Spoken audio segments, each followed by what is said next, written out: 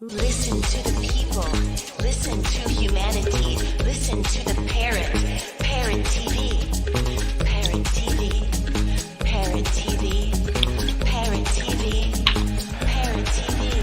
Do you know that there is a publishing company that wants to make life easier for you as a writer? This publishing company is called World Inkers Printing and Publishing. We publish in all different languages, and we're looking for writers of all genres, all formats. We're looking for scholars, ghostwriters, playwrights, poets, short fiction, novelists, you name it. We're looking for anybody who is interested in writing and the craft of writing to be in touch with us. You can reach us at info.worldinkers@gmail.com. With World Inkers Printing and Publishing, you do not require a lot of money to publish with us. Contact us today at info.worldinkers@gmail.com. Become a winner with other authors at World Inkers Printing and Publishing. Give us a shot. We will surely finish you.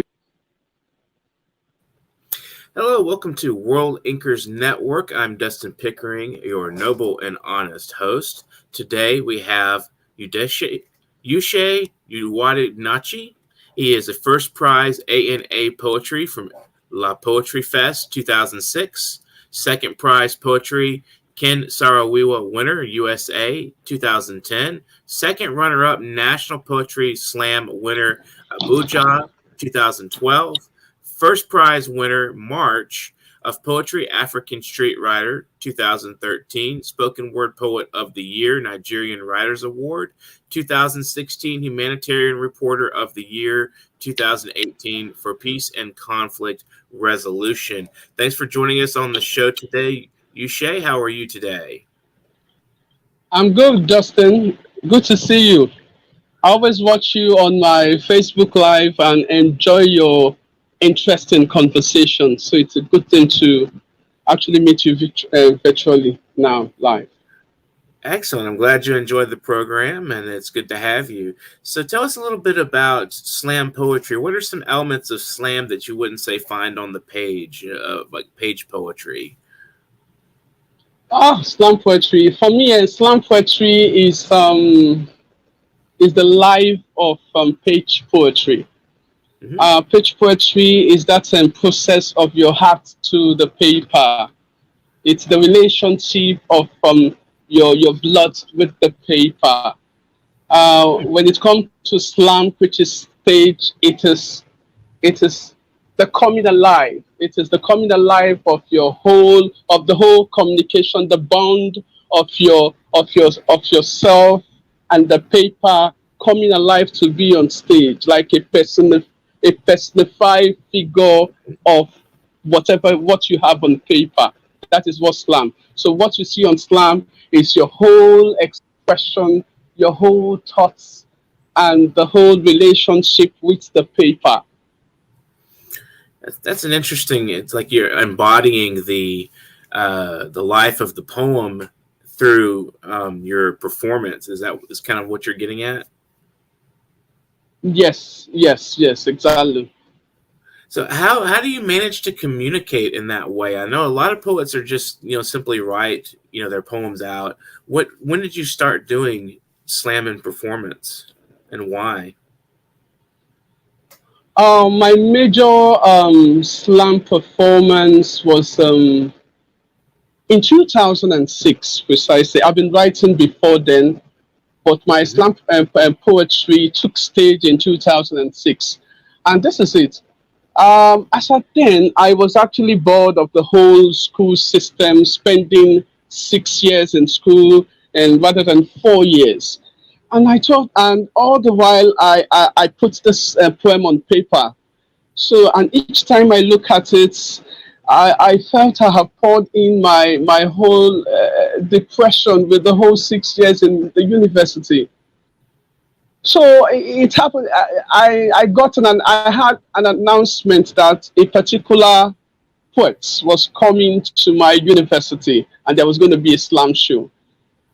And so I thought about it. What am I going to slam if not what I have on this paper? Just to go there and pour out the whole everything I feel in that paper. And when I got age, I poured out this poem of the way I feel. And guess what? I got the first prize. That was in Wow. 2006. My first slam. I won, and they gave me a prize for expressing myself, expressing how bored I felt about the university. So I said, my slam poetry should start officially. So that's how it started. Wow, that's fascinating. So you just got up and did it. You weren't were you did you prepare in any way? How do you prepare for things like that? You just do you rehearse ahead of time or just get up and do it? Okay, this is how I write my poems. Every poems I put on paper are, uh, are my conversation with myself. Hmm.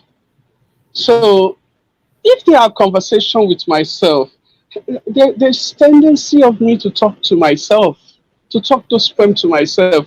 And that's why when people see me, when I write my poem and I talk to myself, and they think I'm not okay. So that's what I do. In the process of talking it, when I get on stage, it becomes part of me. And even if I try to remember a line, it, it comes. I may need to go back to the paper to see some cues, but it comes exactly the way I had actually talked to myself oftentimes. Hmm.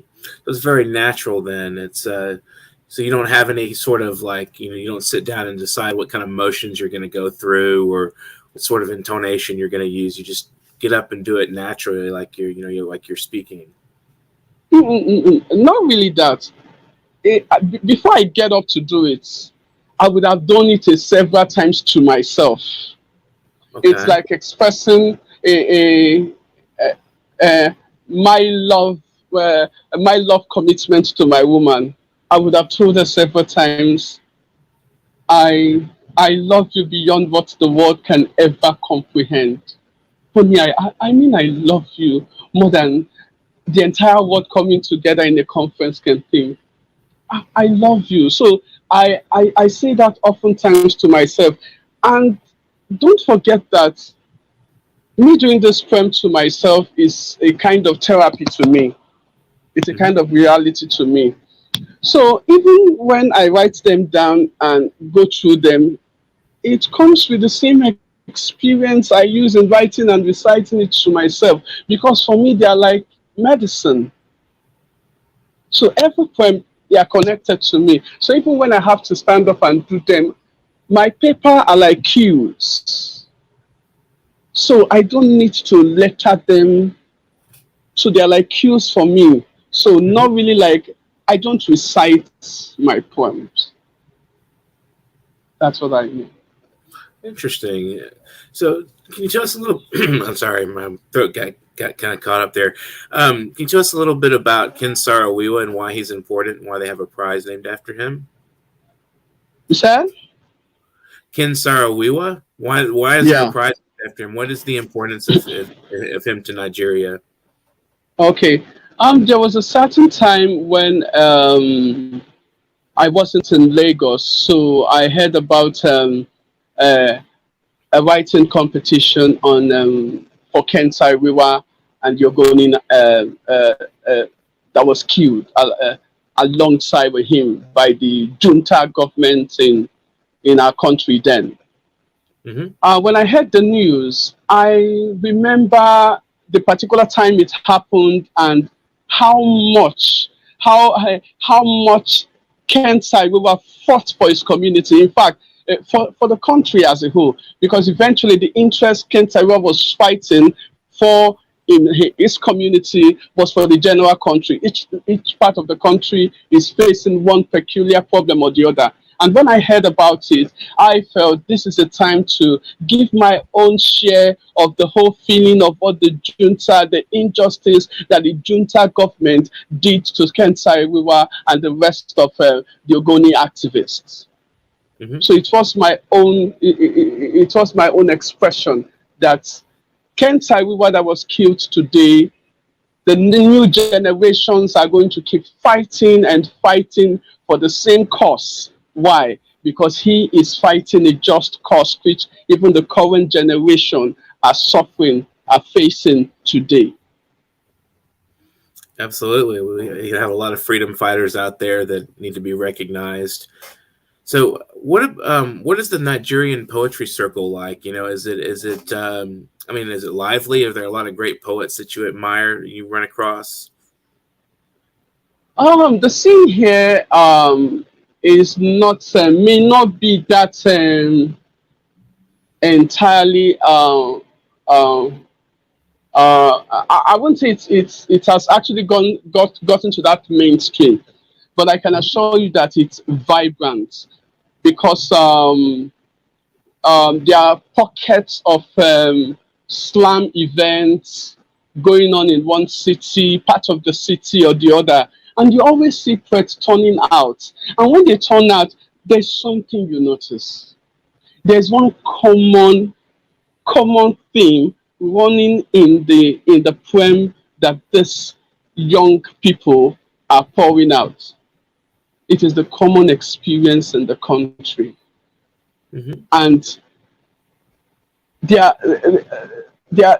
way they are affected and share this feeling in their poetry shows that poetry has become a very vibrant tool to be used for young people to express their feelings. And that's why in most of this poetry events you see in Nigeria, it's vibrant. It's vibrant. Though it is getting to that level where to get to mainstream, which we are hoping. But I think for what we have now, if you attend any poetry slam like the ones I've attended, it's vibrant. It would encourage you, and you would definitely go back home thinking on what to do with your writing.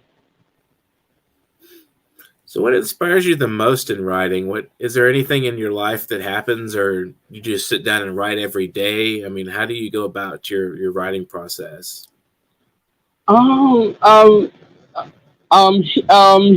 In my part of the world,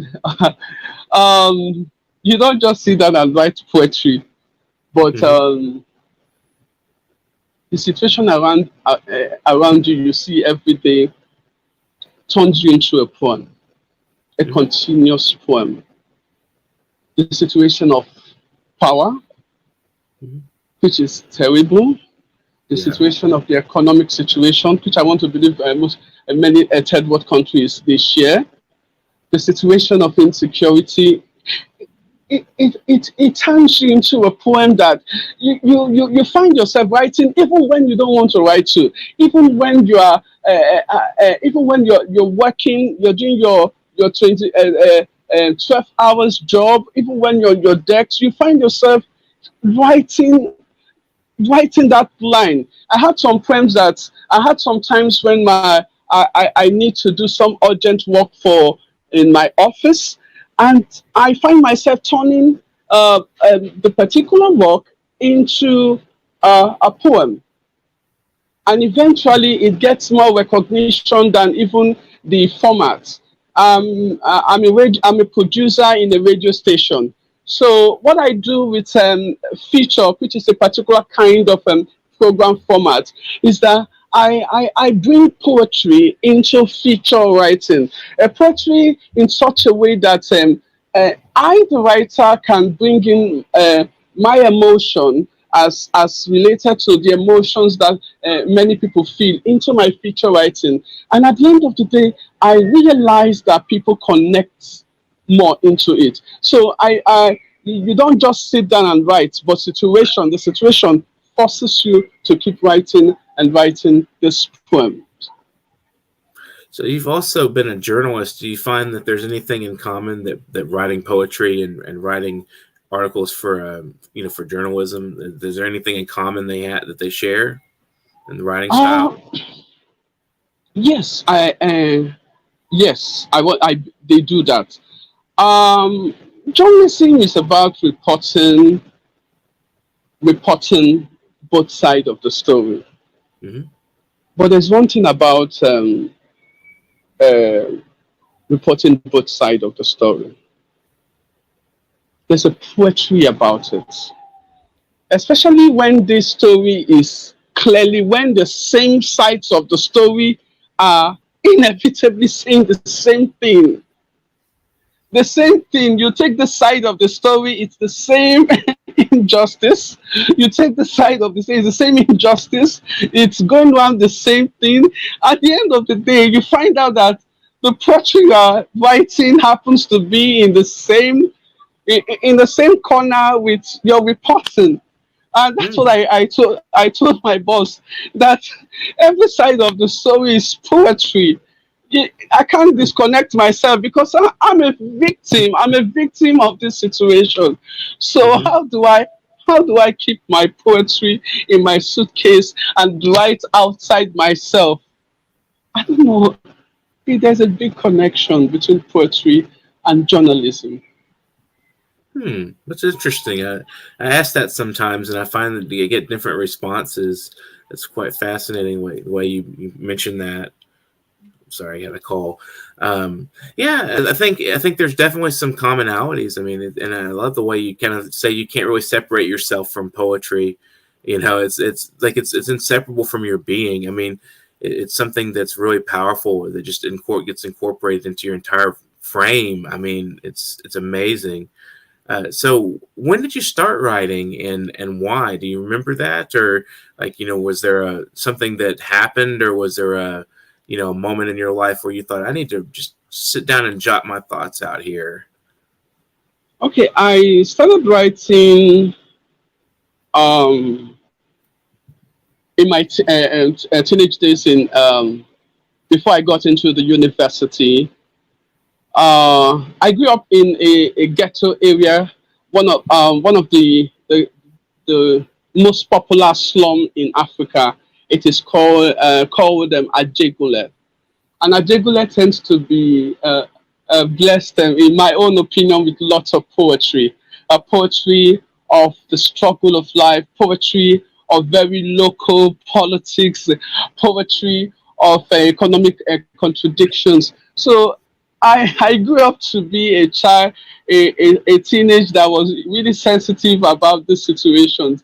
And I happen to be somebody who doesn't, I wouldn't say an introvert, who doesn't talk much, who keep much more to himself. So I don't mix up with friends as much as that. So poetry then tends to be my company to really talk to myself about this thing. Why is there so much poverty? Why can't we have light, power? Why do they have to? Why does this? Why do they need to steal from this person? Why is the world like this? Is it possible for it to get better? So when I started asking those questions in my teenage days until I got into the university. So that was when I realized that it was becoming poetry. Especially, I now started reading from older poets like Niyi Oshundare and A.J. Dagatola, poets like that. And that was when I realized that most of what I was putting together because they were concise, they were precise, they were like visions of what was going on in my community. So when I read from them, I met them in person, I got to realize that what I was doing was poetry.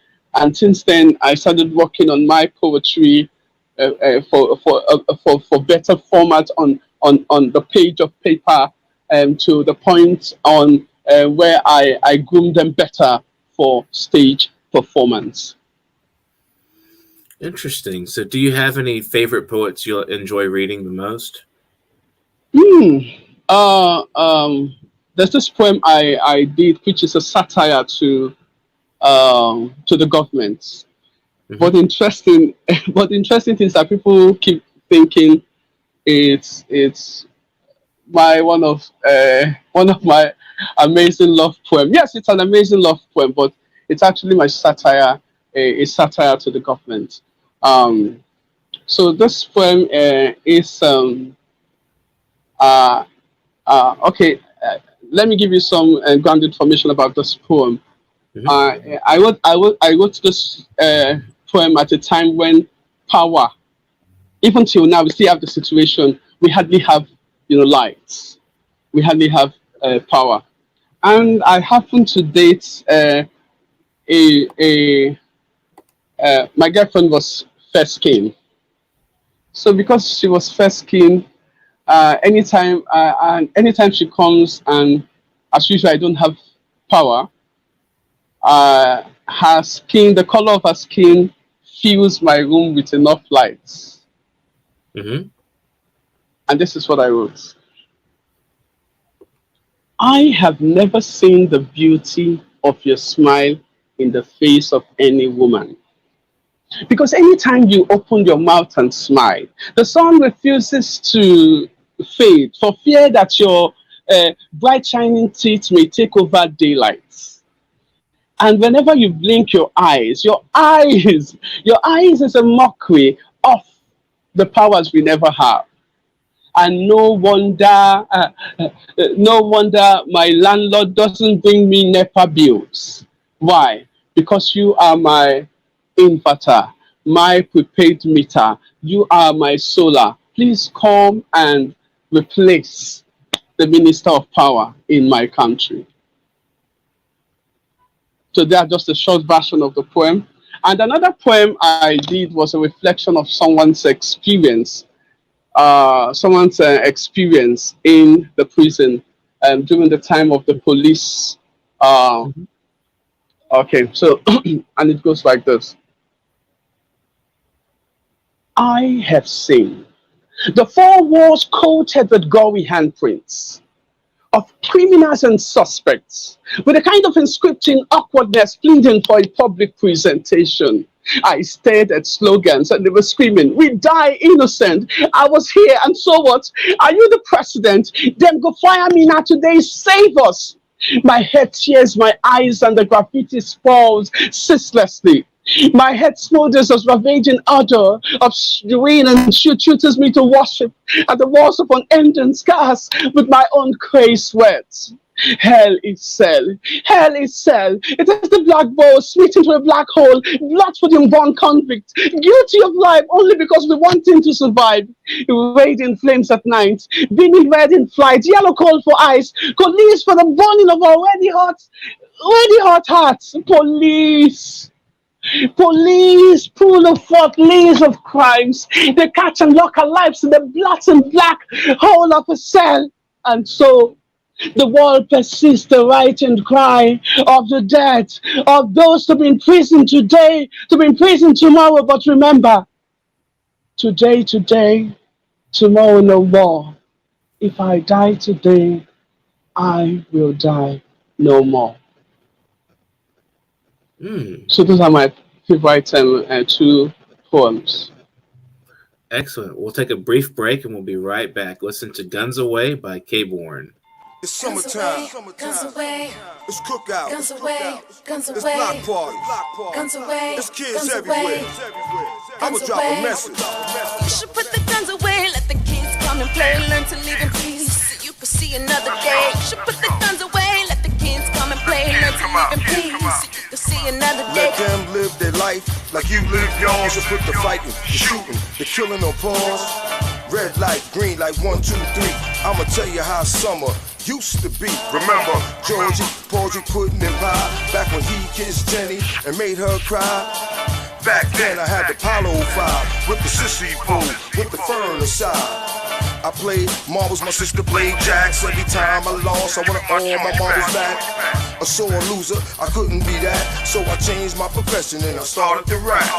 You should put the guns away. Let the kids come and play. Learn to live in peace so you can see another day. You should put the guns away. Let the kids come and play. Learn to live in peace so you can see another day. I'm kick the cannon, I'm big wheel riding, I'm wiffle ball playing, I'm a star outside. I'm break dancing, I'm back flipping, I'm cartwheeling but never ever slipping. I'm roller skating, I'm freeze tag playing, I'm Mr. Skelsy Welsy, plus my jump shots amazing. My girl's the double dutch queen, my mom stay crispy clean, my pop hat to the side, my uncle cat is gangster lean. Simon says I should grab the mic and reclaim my throne, represent LA Blue every time I enter the room. Hot piece of butter out the clear wall.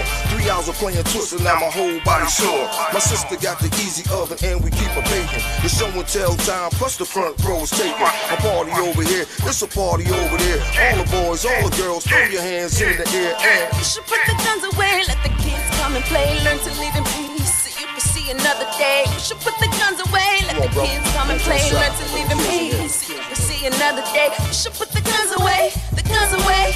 You should put the guns away, the guns away.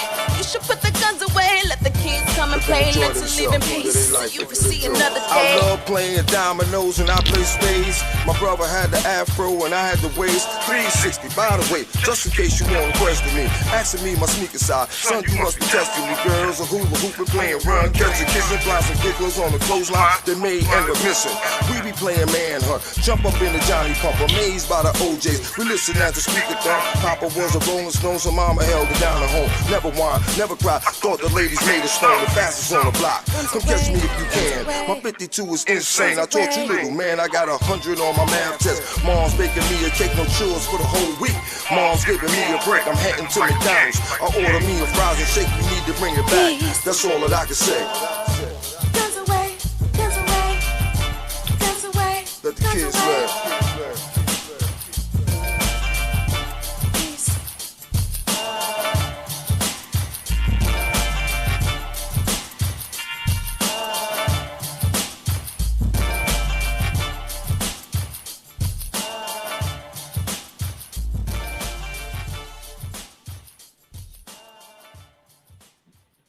World Inkers Monthly magazine is a fine source for your literary interests. It's an all-source magazine with poetry, prose, and essays and articles, as well as interviews. It's all full-color art and photography from a variety of voices and artists. You will find this magazine entertaining. This is an all-purpose readership, and we are looking for new voices. This sleek, full-color edition of World Inkers Monthly magazine will be something pleasant for your eyes as well as for your mind. And we're looking for authors for one book promotion in the magazine. If you're a business, we want to promote your business. You may submit your book reviews, your academic or non-academic articles on the humanities and the arts, as well as your literary writing and creative output to publication.worldinkers@gmail.com. World Inkers Monthly magazine does not spare any ink. Keep inking for World Inkers Monthly magazine. Welcome back to World Inkers Network. We have Uche Nwadinachi today. So would you like to perform another poem for us? Okay. I'll be doing this poem. This poem is about the current situation of the war in Ukraine and the peculiar situation in my country. Just give me, okay. Okay, I'm almost there. Okay. Okay, so let me just do this, okay? Mm-hmm. You're watching World Inkers Network, and I'm Dustin Pickering.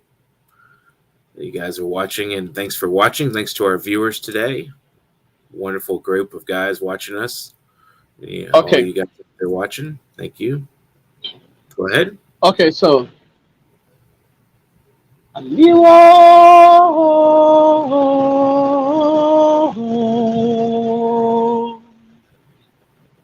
How do I pledge this love? How do I pledge this love with broken teeth and cracked fingers to bite phonemes at this early youth? Finding not one old wheelchair to move my dry gleam so free. You mine our farmlands in pipelines and decimals to censor the rest of our hope in existence, casting us away from our villages to your city garages, leveling local markets for your supermalls, your supermarkets, your cinemas, and your cyber malls. No standing, no lottering, keep walking, keep turning. So you teach us how to die and when to fall in love? Free education, free education. Your flags are flying, glued to your dwarf arms, unable to wipe tears of children in public school, reciting your scripture tools to your million manifest Jews. Do you think we're all fools? Okay, okay. Where are the waters? Where are the waters you drain from our rivers to be filtered to fuel those mortgage malware and keke napep you offered? Instead of testicles I knitted in the same scarce petrol to be exploded in the headlines of our news lines. Now my baby sis becomes effigies of littering carcasses in the streets and used to come talking about another electoral policy. Please, give me my life back. Give us our lives back. And let us decide how to start a new life than another election. Thank you. Wow, that's very emotional. Thank you so much. We had a question from a viewer. We'll put this up here. I just started watching. Can you tell me where slam poetry has its origins? That's from Soundings, Songs of Hearth and Home. Thank you for viewing today. I don't know if you can answer that. Where does slam poetry have its origins? Oh, slam poetry. Most popular slam poetry. Reading through the book, I see from the movement and poetry movement to I want to believe in it came from the Western world. But however, I think the oral poetry that we do in Africa, where you see them coming with incantation and chants, as far back as the days of my great-grandfather, when they come out in the Western Square and you see them chant with words. For me, that is one great origin of slam poetry. It's about words, slam of words. Where you see them in incantation, you see them with oral literature, you see them with proverbs, you see them contesting like they are deities. That's a great origin of slam poetry for me than the others that I've read. Very interesting. So it's sort of a communal thing, you know, people bring themselves together and you know, just they do their chants and they do, you know, things that are important to the community. And I think that's positive, very positive thing to bring a community together. I know a lot of times, like, we have a sort of individualistic culture here in the United States where when we come together, it's to buy things. It's like we come to the town square to buy things. That's pretty much our thing.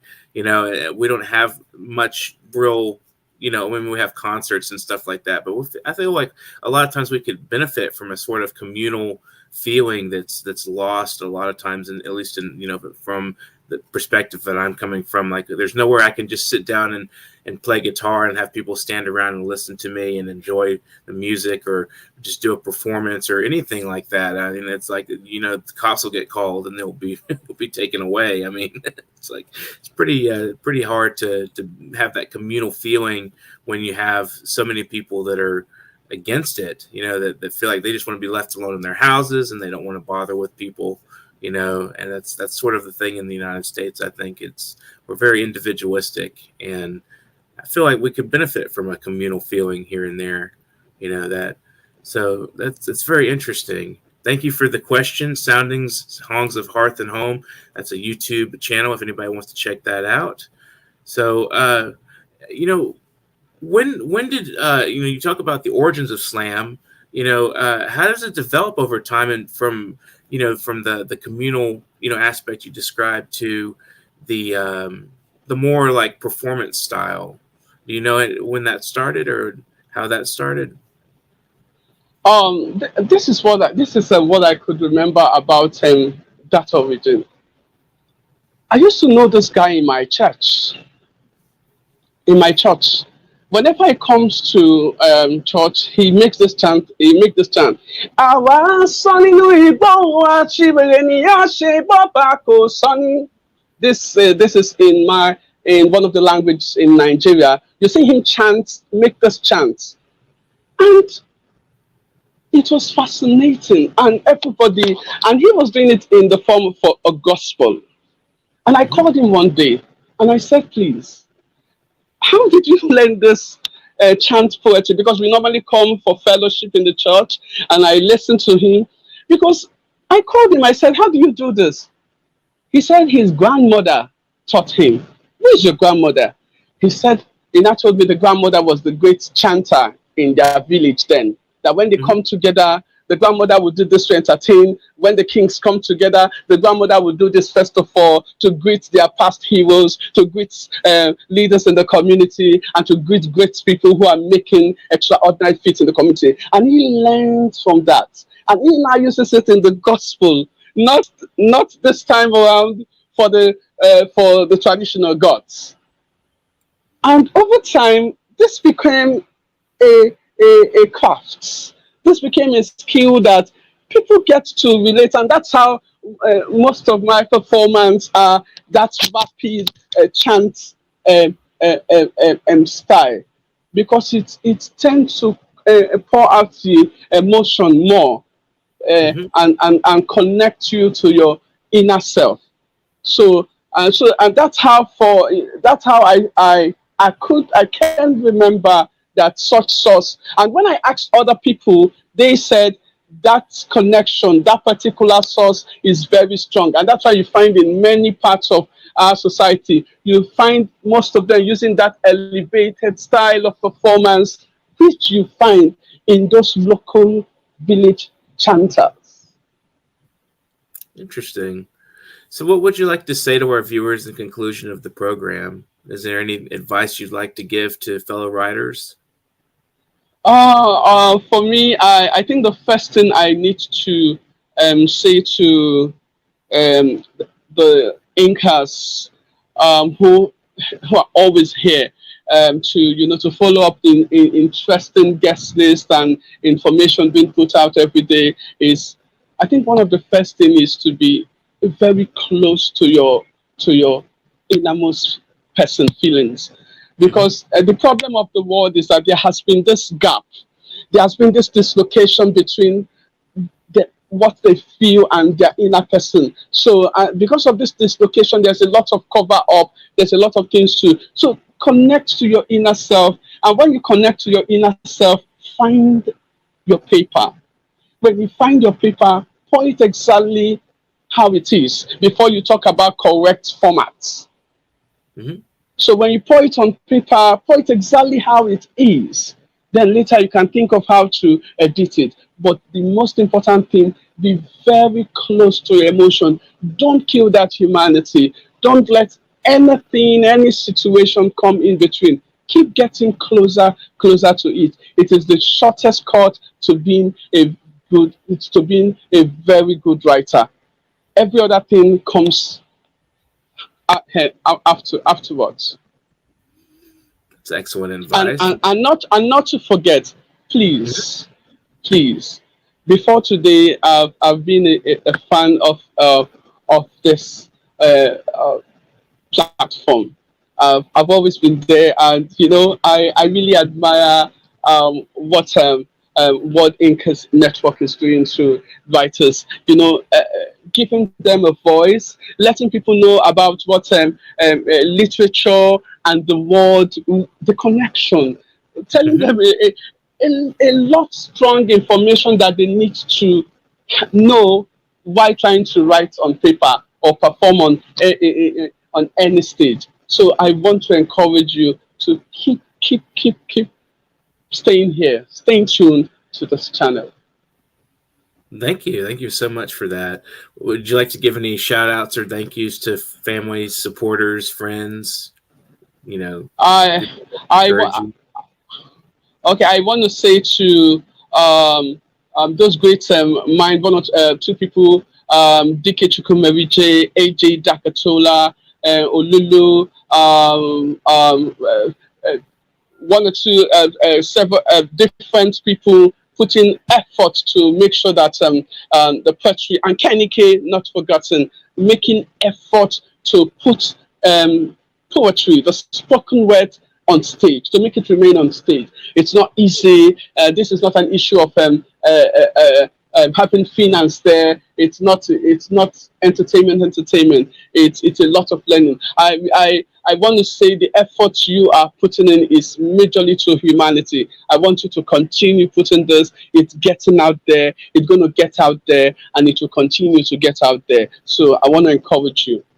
Keep doing what you're doing.